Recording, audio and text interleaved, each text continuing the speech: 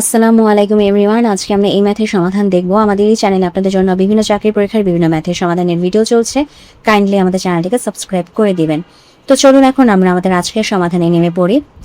এখানে বলা আছে যে একটি সংখ্যা 100 থেকে যত বড় 320 থেকে তত ছোট, সংখ্যাটি কত?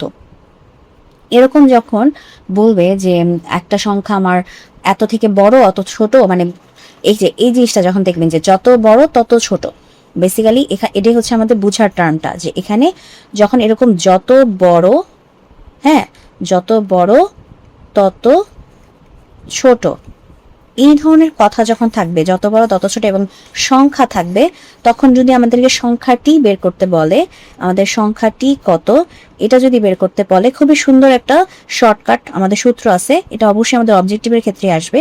সেই সূত্রটা হচ্ছে আমাদের যে দুইটা সংখ্যা থাকবে, যে যত বড় তত ছোটর সাথে আমরা যে দুইটা সংখ্যা পাবো, ওই দুটা সংখ্যাকে যোগ দিয়ে জাস্ট 2 দিয়ে ভাগ দিয়ে দিব।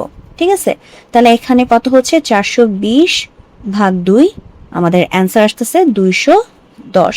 এটাই হচ্ছে আমাদের আজকের প্রশ্নের সমাধান। তো যদি ভিডিওটি ভালো লাগে অবশ্যই ভিডিওতে লাইক দিবেন, চ্যানেলটিকে সাবস্ক্রাইব করবেন। ভালো থাকবেন।